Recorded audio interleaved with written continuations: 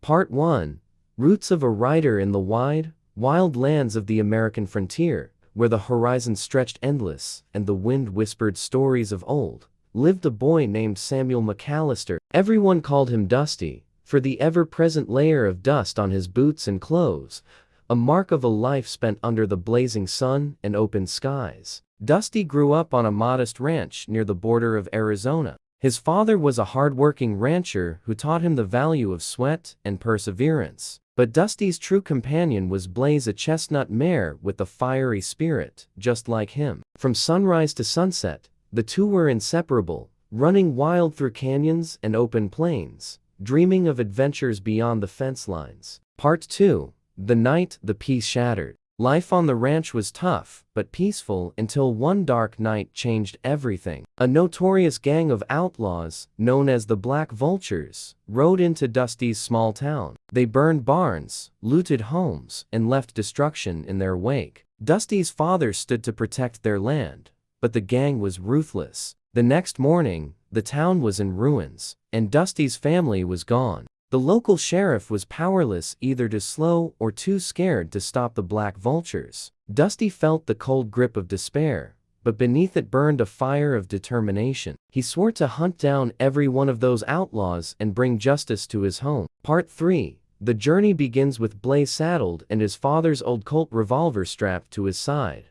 Dusty set out alone. Days turned to weeks as he crossed scorching deserts and rocky ridges. He learned to read the land following broken branches, hoofprints, and distant campfires. Each step brought him closer to the gang, but also deeper into danger. Along the way, Dusty met Jed, a grizzled sharpshooter with eyes like a hawk. Jed saw something in Dusty, a fierce will combined with raw talent, and agreed to teach him how to aim true. With Jed's guidance, Dusty's shots grew sharper, his confidence steadier. Part 4. Allies in unexpected places. In a bustling frontier town, Dusty crossed paths with Maria, a saloon singer whose voice could suit the wildest heart. But Maria carried scars of her own, running from a past that haunted her nights. Their meeting was by chance, but their bond grew strong. Maria's knowledge of the town's underground helped Dusty learn about the Black Vulture's plans. She reminded him that even in a harsh world,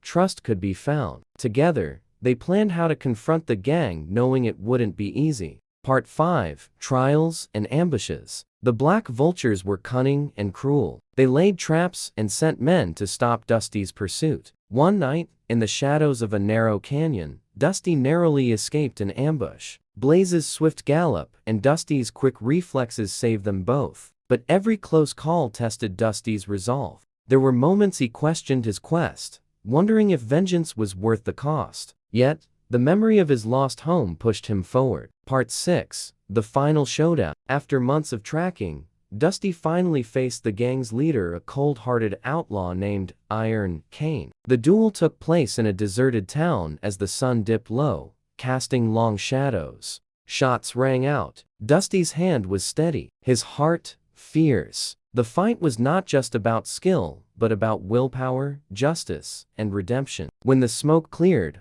Iron Cane lay defeated. Part 7. A legend rides on. With the gang broken, Dusty helped the town rebuild. Yet, he never stayed long. One dawn, as the first light painted the sky, Dusty and Blaze rode away, heading toward new horizons. His legend grew not just as a gunslinger, but as a man who stood for what was right in a lawless land. And though his story is told around many campfires, Samuel "Dusty" McAllister remains a symbol that even in the wildest places, honor and courage ride side by side. Note: this story is a work of fiction, inspired by the spirit of the Wild West.